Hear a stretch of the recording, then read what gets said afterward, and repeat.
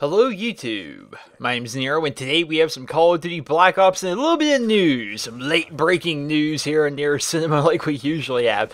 Why is it all the news comes out on the weekends when I've got Chem Strike Saturday going up, and I can't do a video on it that day, and I gotta wait till Monday to be able to cover it. But regardless, Michael Condrey, the co-founder of Sledgehammer Games, put out a tweet kind of revealing to us how prestiging is going to work a little bit. I mean, it was the laziest tweet you've ever seen, but we've got 15/50, and then this one is 7, right? So basically showing us that there's going to be 15 prestiges in Advanced Warfare, and there's going to be 50 levels for each one of those prestiges, and the picture you're looking at is a picture of the 7th prestige within Advanced Warfare. So that's all we've really got in terms of news. I want to talk to you guys today a little bit about prestiging in Call of Duty, how it's worked throughout all the different Call of Duty titles, and how we may want it to work within Advanced Warfare. So the first time prestiging was ever actually implemented in Call of Duty was during Call of Duty 4, where you had your traditional prestige. There was only 5 career classes in that game. Prestiging was just so simple and basic back in Call of Duty 4. Basically, you got yourself up to level 55. Once you got all the way through 55, then you could prestige, and then do it all over again until eventually you hit 10th prestige. That was all there really was to it. Once World at War came out in Modern Warfare 2 as well, we had a little bit of innovation towards the creative class system and a little bit towards the prestige system. So basically, you would unlock creative class slot entering your first prestige, and then after that, you would get another creative class slot every odd prestige that you hit. So for example, you would get one for hitting first prestige, and then you would get one for hitting 3rd and 5th and 7th and 9th prestige, all the way until you had 10 custom classes.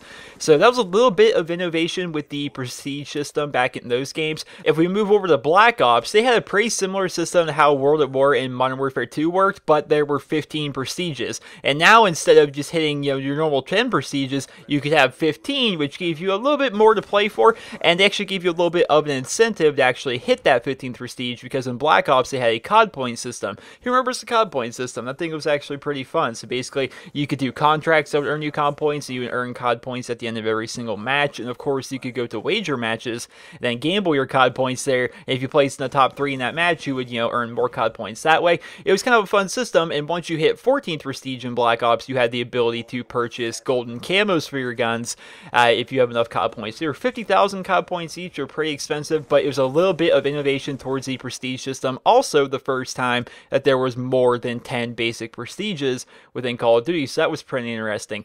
In Modern Warfare 3, we ended up having a prestige shop whenever you prestige, which was pretty cool. So one of the things you could do in Modern Warfare 3 after you prestige was you got one prestige shop item. That item could be double XP for 2 hours or double weapon XP for 2 hours.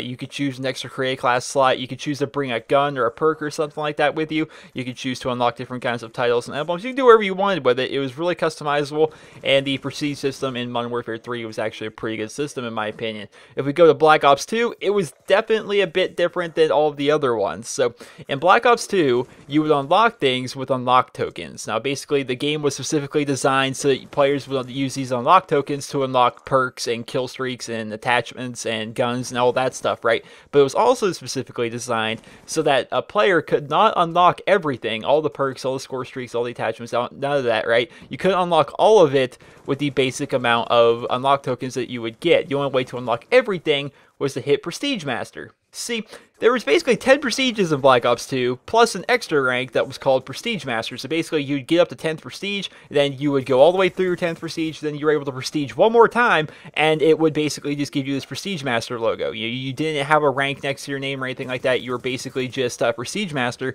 and once you were there, you had access to everything. You didn't need to have these unlock tokens anymore to be able to unlock anything. You had the ability just to have everything within the game, be it all the guns, all of the score streaks, all the perks, everything, right? And that's kind of how that ended up working. It was kind of nice, though. I did really like that system a lot, because when I would prestige in the first prestige, I wouldn't have to wait until level 32 to be able to unlock Flak Jacket, which is one of my favorite perks in that game. I didn't have to wait that long. I could just, bring Flak Jacket with me. And then my second prestige, I'm like, okay, no longer do I have to wait till level 40 or 50 or whatever it was to unlock the Orbital VSAT. I'm just going to have it right away. I'm bringing the VSAT with me, so I can just have that. It was a cool system. I liked how they did it in Black Ops 2. In Call of Duty Ghost, it was definitely the most different that we've ever seen with the prestige systems in Call of Duty. Basically, every player has 10 different unlockable soldiers. Each of these soldiers counts kind of as a separate prestige. So once you took one soldier and got him up to level 60, and then got the additional 60,000 XP to kind of prestige him, he was considered prestige. And then players were able to move on to the next soldier and level up that way. It was definitely a bit different, and something that confused a lot of people when the game first came out. But Call of Duty Ghosts also has a system where you can just basically take whatever you want and unlock it right away. It's almost similar to how you had the unlock tokens in Black Ops 2, but you could just buy things all the time and never have to worry about anything. What I liked about Black Ops 2 was the fact that, hey, when I prestige, I can just bring Flak Jacket with me, and then I won't have to wait till level 30 or whatever to unlock Flak Jacket. I can just have it right from the get. The moment I can create my classes, I already have Flak Jacket unlocked. That was kind of a nice feature. Well, in Call of Duty Ghosts, you could just unlock anything all the time. As long as you had the tokens to do it, you could just unlock anything right away, which was kind of nice for some people. Some people liked that system where they could, whenever they wanted a perk, they didn't have to wait till a certain level to be able to unlock that perk. They could just take it right away. Whenever they wanted to have a certain gun, they didn't have to wait till a certain level. They could just take it right away. Now, of course, these things will automatically unlock themselves for free without having to spend these tokens just by hitting a certain level. But if you want something right away, you don't have to wait for it. You can just take it, and there you go. You have it unlocked. And I think a lot of people actually like that system a lot. Me personally, I think it actually detracted from the game being able to have access to literally everything at all times, because it made it so there wasn't really any progression. There really wasn't anything really to work for in the game aside from just, you know, traditionally leveling up and unlocking weapon camos. Aside from that, there really wasn't anything to strive for. One of my things that really kept me in the Call of Duty 4 back in the day was, you know, unlocking perks again, unlocking my guns again. When I would prestige, and I played a lot of Search and Destroy back in Call of Duty 4, you had to wait until the 40s to be able to unlock all the things you really, really liked. So during the 40s, like I think it's between level 40 and 44 in Call of Duty 4, and these numbers are probably off, so just these are estimates, work with me here.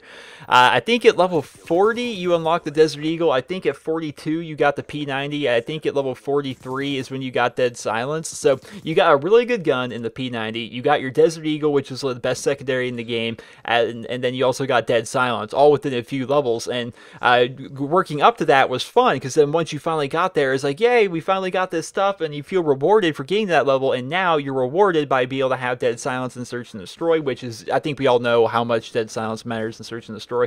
Being able to have the Desert Eagle, one of the best secondaries in the game, it was just kind of a big deal. I liked that progression. I liked how that kind of worked, but just having the ability there and having a complete lack of self-control, if you have the ability to, you're just going to take those things right away. You know, any person back in Call of Duty 4, if there was an unlock system, they would have taken that Dead Silence, that Desert Eagle, and that P90. They just would have taken it right away rather than having to work for it. So for some people, Call of Duty Ghost in their system, they didn't really like it that much, which is the situation I'm in. But other people love that system. I can understand why too. Other people love that. They don't have to wait to unlock a certain thing. They don't have to, you know, grind and get up to a certain level just to have the things, the kill streaks, the perks, the attachments, the guns, whatever it is that they want, right? They can just have it right away, and I think a lot of people like that system, but me personally, it wasn't my favorite system. So we don't know too much about Advanced Warfare's prestige system. Once again, all we have is this tweet right here that lets us know there's going to be 15 prestiges, there's going to be 50 levels for every prestige, and this is a picture of what the 7th prestige is going to look like. My question for you guys, I'd like for you guys to answer in the comments,